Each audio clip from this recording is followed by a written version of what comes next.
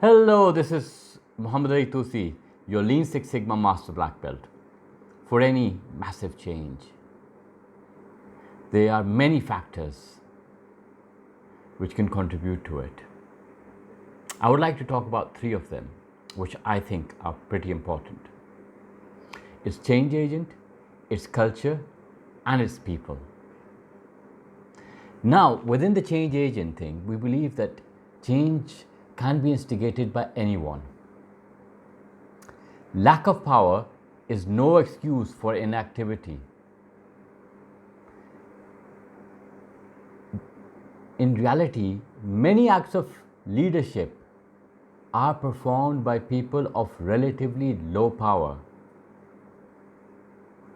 and whose influence or ability to influence others exceeds those who have authority. In healthy companies, people not only lead their peers but also lead their bosses. And that happens without official sanctions. A person who met President Carter asked for some advice.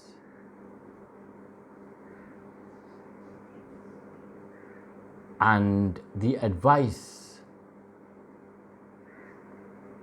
was appreciate the power you have. If you are a good communicator, genuinely appreciate people and work well with others, you will have an edge when sharing your ideas.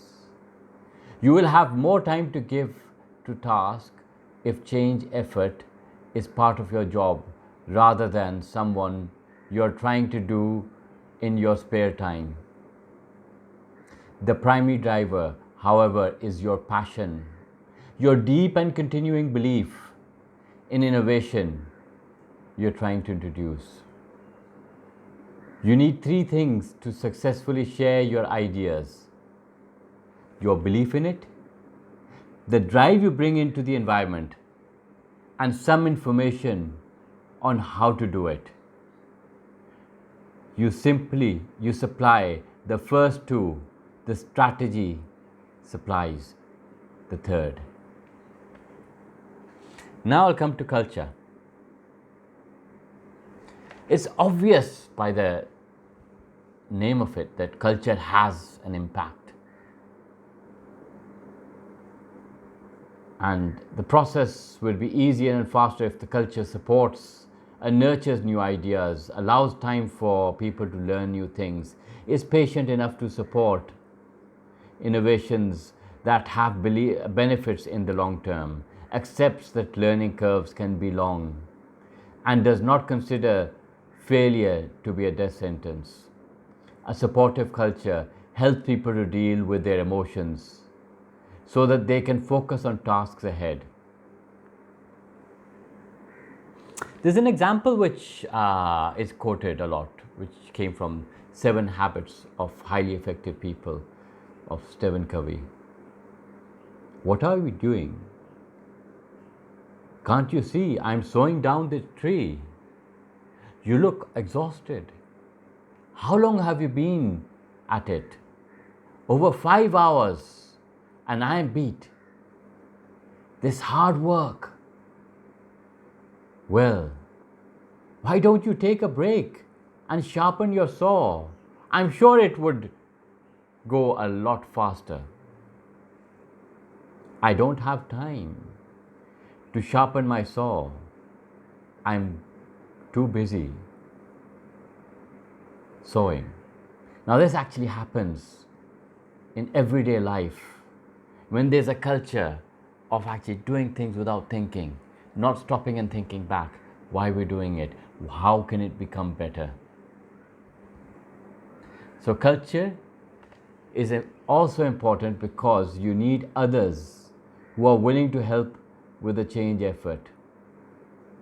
Like it or not, you can't do change alone. Peter Senge once said, it requires seeing how significant change in variability starts locally and how it grows over time.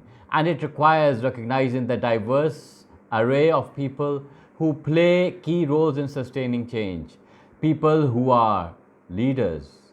We want to build institutions that, by very nature, continually adopt and reinvent themselves, with leadership coming from many people in many places, not just from the top.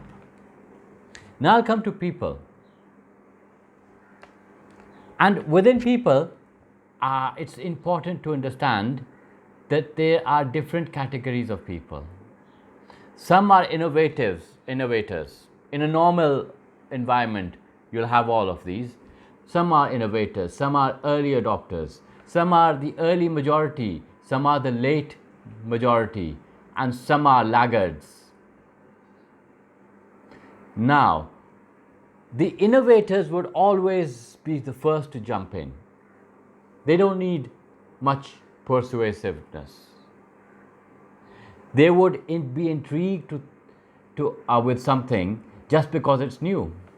The early adopters, which may be 13.5%, they are open to new ideas, but will accept only after serious consideration. The early majority is the first significant group to accept a new idea. The early majority interact with their peers, but are seldom leaders. They tend to follow, and they want to know that others have been successful with a new idea before they consider accepting it themselves. The late majority is the second significant group to accept a new idea. The late majority is composed of those people who approach new ideas with skepticism and caution. They are conservative in nature and are persuaded only after uncertainty is removed. They need some kind of pressure before accepting the new idea. The pressure can take many forms, seeing people all around them using it, a boss strongly suggesting that they use it, or team adopting it so that they follow suit in order to work efficient in the team. Then comes the laggards. The laggards are people who are last to adopt ideas, when they accept ideas at all. Their view is typically, we have always done it this way. Their friends tend to be other laggards, and because they are suspicious of innovation and change, their acceptance to new ideas usually comes through extreme pressure from others, coupled with certainty, and innovation cannot fail. Now, we are talking about a normal population, and in reality, when we study something, it's not normal. So the percentages can vary. So these are some factors which affect change, which I wanted to talk about. Please give me your feedback on this. Thank you.